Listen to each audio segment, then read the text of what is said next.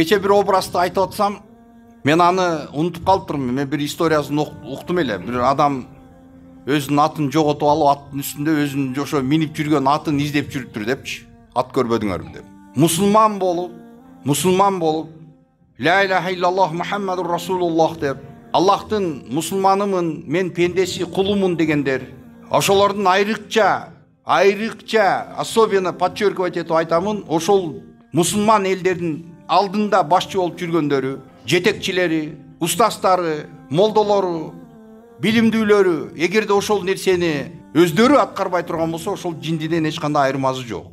Эмне үчүн дегенде, мына ошол дин, шариат менен сүйлөп, ошол нерсени үйрөтүп, Аллахтын ыраазылыгына, Кудайдын акыреттеги бейишине жол туткан адам, бирок ошол жол тутуп баратып, өзүнүн максатын унутуп коюп, жарым жолдо адашып кетүү, мына ошол жиндиден эч кандай айырмасы жок. Атты минип, атты издеп жүргөн. Мусулман болуп, Алланын ыраазылыгы үчүн деп намаз окуп атат, орозо тутуп атат, бирок жашоосунда таптакыр башка бир Алланын ыраазылыгына дал келбеген туура эмес образ жашоо кечирип кетип атат. Бул ошол ат минип, атын истеген жинди сыяктуу. Бензинди куюп Бишкекке кеттим деп Баткенге чаап баратканды канча эскертсең жок укпай, көгөрүп жок бул жакта деп кетип атса, ошондой болот. Дал ошондой. Кече бир адамга мен 20 мүнөттө иншаллах барып калам Кудай буйруса деп убадалаштым дагы. Ошон менен мага керек болгон бир нерсени издеп жүрүп, мына Татан деген соода борборун билесиңер, аябай чоң 3 бөлүгү бар. 20 мүнөт эмес, мен 1 саат жоголуп кеттим, кечигип кеттим. Эмне үчүн? Бир нерсени сурап жүрдүм элем, баягы соода кылып сатып аткан адамдар, соодагерлерден сурап атам, мен местный соода кылып аткан ушулар билсе керек десем, бирөө бул жакты көрсөтөт, ал жакка барам, ал жерде жок, ал жагы футболитет, бул жакты көрсөтөт, ал жагына бардым.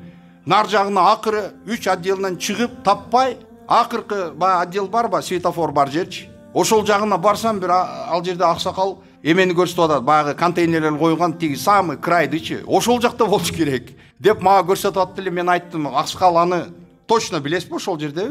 Көргөнсүзбү же божомол менен айтып атасызбы десем, жок билбейм, мен ошондой көргөндөй болдум эле да дейт. Кой деп барган жокмун. Аяка барсам да 15 мүнөт убактым кетмек, жөө жүрөм да, кайтып кеттим. Анан Шайттөөгө келдим. Шайттөөгө келип, пробка билесиңер.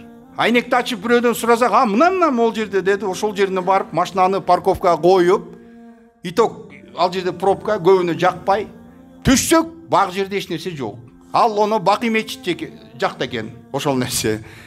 Анан мен жанында отурган шерик айттым, мынакей дедим, тууган, илими жок шариаттан, билими жок инсандарды угуп, ошолордун артынан ээрчисең, дал ушундай ситуацияга дал келесиң.